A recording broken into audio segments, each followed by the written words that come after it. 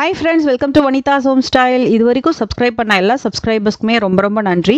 இன்னைக்கு வீடியோவில் என்ன பார்க்க போகிறோம் அப்படின்னா, பாசிட்டிவ் எனர்ஜியை இன்க்ரீஸ் பண்ணுறதுக்கு நம்ம செய்ய வேண்டிய விஷயங்கள் என்ன அப்படின்றது பார்க்கலாம். ஜென்ரலாக நம்ம கஷ்டப்படும் போது ஆறுதல் சொல்கிற மாதிரி மனசுக்குள்ள ரொம்பவே சந்தோஷப்பட்டுக்குவாங்க. நல்லா இருந்தோம் அப்படின்னா பொறாமப்படுவாங்க. கல்லடி பட்டாலும் கண்ணடி படக்கூடாது அப்படின்னு சொல்லுவாங்க. ஸோ அதுதான் அந்த கண் திருஷ்டி அப்படின்றது.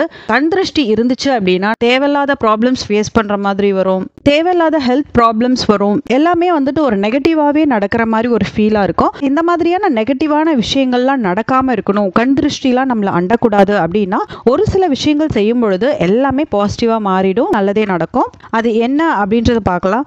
ஜென்ரலா ஒருத்தவங்க லைஃப்ல முன்னேறி போயிட்டே இருக்காங்க அப்படின்னா அவங்கள பார்த்து பொறாமப்பட்டு டைம் வேஸ்ட் பண்றதை விட ஒரு பெரிய முட்டாள்தனம் எதுவுமே கிடையாது. ஸோ அந்த அவங்கள பார்த்து பொறாமப்படுறதை விட்டுட்டு நம்ம எந்த ஃபீல்டில் இருக்கிறோமோ அந்த ஃபீல்டில் நம்மளை எப்படி டெவலப் பண்ணிக்கலாம், நம்ம இன்னும் மேலே எப்படி போகலாம் அப்படின்ட்டு நம்மளை பற்றி யோசித்தோம் அப்படின்னாலே நம்மளும் ஒரு நல்ல நிலைமையை அடையலாம். பாசிட்டிவ் எனர்ஜி கிரியேட் பண்ணுற விஷயங்கள் என்ன அப்படின்றத பார்க்கலாம். ஃபர்ஸ்ட்டு, வீடு எப்போதுமே வெளிச்சமாக இருக்கணும். ஆனால் இப்போ அப்பார்ட்மெண்ட் அப்படின்னு பார்த்தீங்கன்னா ரொம்ப க்ளோஸ்டாக இருக்கும், பக்கத்தில் இருக்கும், உங்கள் ஜன்னல் வைக்கிறதுக்கே கூட இடம் இருக்காது. ஸோ அந்த மாதிரியான இடத்துல மைல்டாக ஒரு லைட்டாவது எரியணும். இருட்டாக வீடு இருக்கவே கூடாது. ஸோ அதனால தான் அந்த காலத்தில் லைட்டெல்லாம் இல்லாததுனால காலையிலையும் மாலையிலையும் தவறாமல் விளக்கு ஏற்றணும் அப்படின்னு சொன்னது. வீட்டில் நம்ம விளக்கு ஏற்றும் பொழுது வெளிச்சமும் கிடைக்கும், அட் த சேம் டைம் தெய்வீகமும் நிறைஞ்சிருக்கும். தெய்வீகம் நிறைஞ்சிருந்துச்சு அப்படின்னா பை டிஃபால்ட்டாவே பாசிட்டிவ் எனர்ஜி இன்க்ரீஸ் ஆகும். ஸோ வீட்டை எப்பயுமே வெளிச்சமா வச்சிருங்க. எடுத்த இடத்துல வைக்கிறதுக்கு இது என்ன மியூசியமா, வீடு தானே, அதனால அப்படி இப்படி கடக்க தான் செய்யும் அப்படின்னு டயலாக் சொல்லுவாங்க. இந்த டயலாக்லாம் கேட்கறதுக்கு நல்லா இருக்கும், பட் ப்ராக்டிக்கலா இந்த டயலாக் நம்ம இம்ப்ளிமெண்ட் பண்ணோம் அப்படின்னா அது டிஃபால்ட்டாவே நெகட்டிவ் எனர்ஜியை இன்க்ரீஸ் பண்ணும்.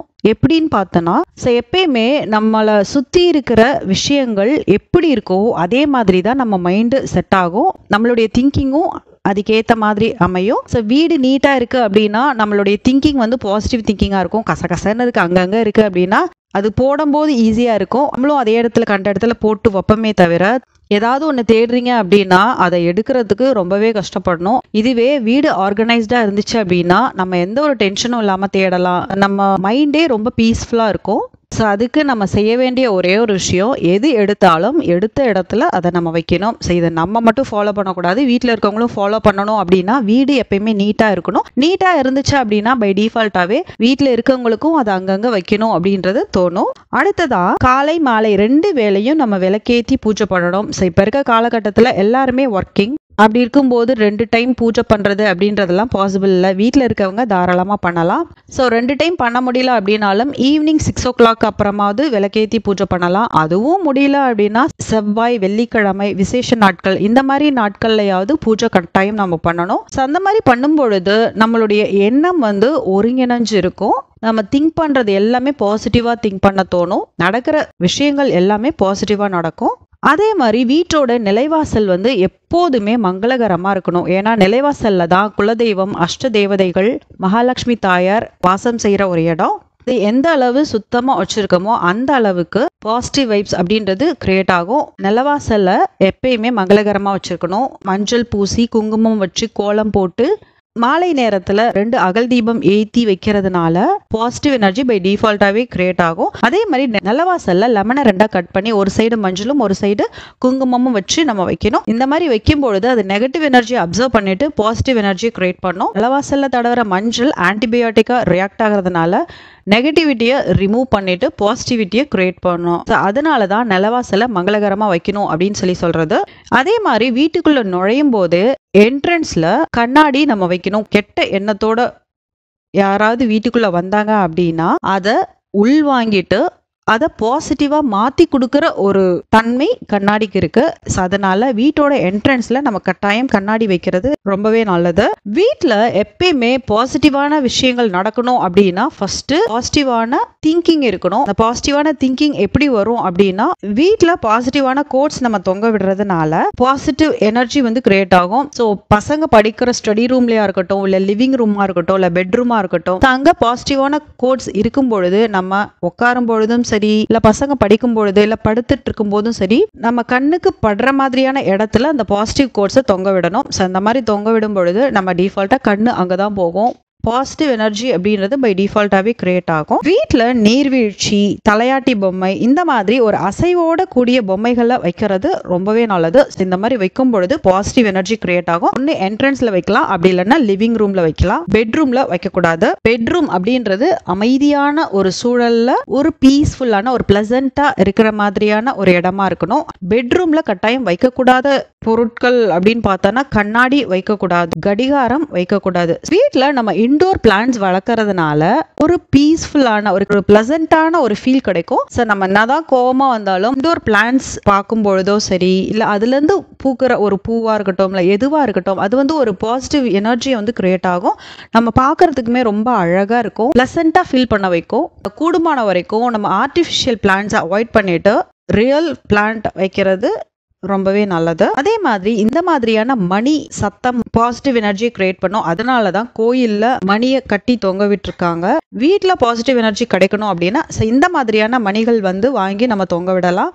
அந்த மணி காத்துல அசையும் பொழுதோ இல்ல ஃபேன் வேகமா சுத்தும் போது அது அசையுது அப்படின்னா அது வந்து ஒரு பாசிட்டிவ் வைப்ஸ் வந்து கிரியேட் பண்ணும். அதே மாதிரி வீட்டோட என்ட்ரன்ஸ்ல இந்த மாதிரியான நெல் மணிகளை வீட்டுல மாட்டி வைக்கிறது, தொங்க விடுறது ரொம்பவே நல்லது. நிலவாசல்ல இந்த மாதிரியான நெல்மணிகளை மாட்டி வைக்கலாம். ஸோ இந்த மாதிரி மாட்டி வைக்கும் பொழுது குட்டி குட்டி பறவைகள் நம்ம வீட்டை தேடி வரும். பறவைகளுக்கு நம்ம உணவு கொடுத்த மாதிரியும் இருக்கும். அந்த குயிலோட சத்தம், குருவியோட சத்தம்லாம் கேட்கும் பொழுது வீட்டில் பை டிஃபால்ட்டாவே பாசிட்டிவ் எனர்ஜி கிரியேட் ஆகும். வீட்டில் நம்ம பெட்ஸ் வளர்த்தோம் அப்படின்னா அது வந்துட்டு ரொம்பவே ஹாப்பியாக ஃபீல் பண்ணுவோம். நம்ம சந்தோஷமா இருக்கும் பொழுது அந்த பெட்ஸை நம்ம பார்த்தோம் அப்படின்னா நம்மளோட சந்தோஷம் ரெட்டிப்பாகும். நம்ம கவலையா இருக்கும் பொழுது பெட்ஸை பார்த்தோம் அப்படின்னா நம்ம கவலையை மறந்துட்டு அந்த பெட்ஸ் கூட விளையாட தோணும். பாண்டிங் வந்து கிடைக்கும். எப்பயுமே நம்ம டாய்லெட் யூஸ் பண்றோம் அப்படின்னா யூஸ் பண்ண உடனே நமக்கு டைம் க்ளோஸ் பண்ணணும். இன்கேஸ் க்ளோஸ் பண்ணல அப்படின்னா அந்த ஒரு ஸ்மெல் வீடு ஃபுல்லாக பரவுச்சு அப்படின்னா அது நெகட்டிவ் வைப்ஸை கிரியேட் பண்ணோம். அதனால பாத்ரூம் நம்ம யூஸ் பண்றோம் அப்படின்னா இமீடியட்டா க்ளோஸ் பண்ணிடணும். உருளியில நம்ம பூ போட்டு வைக்கிறது ரொம்பவே நல்லது. சரி, நீங்க எல்லா கடைகள்லயும் பாத்தீங்கன்னா என்ட்ரன்ஸ்ல விநாயகர் இருப்பாரு. விநாயகருக்கு முன்னாடி உருளியில பூ போட்டு வச்சிருப்பாங்க. உருளியோட வேலை என்ன அப்படின்னா அது நெகட்டிவ் எனர்ஜி எல்லாம் எடுத்துட்டு பாசிட்டிவ் எனர்ஜி கிரியேட் பண்ணும். வீட்டுக்குள்ள வரவங்க எல்லாருமே நல்லவங்களா இருப்பாங்க, இல்ல இந்த கடைக்கு போறவங்க எல்லாருமே நல்ல எண்ணத்தோட வருவாங்க அப்படின்னு சொல்ல முடியாது. எல்லா டைப்லயும் மக்கள் வந்து வருவாங்க. எதுவா இருந்தாலும் சரி, பேட் வைப்ஸ் அப்சர்வ் பண்ணிட்டு பாசிட்டிவ் வைப்ஸை கிரியேட் பண்ணும். அதனால தான் உருளியில் பூ போட்டு வைக்கிறது.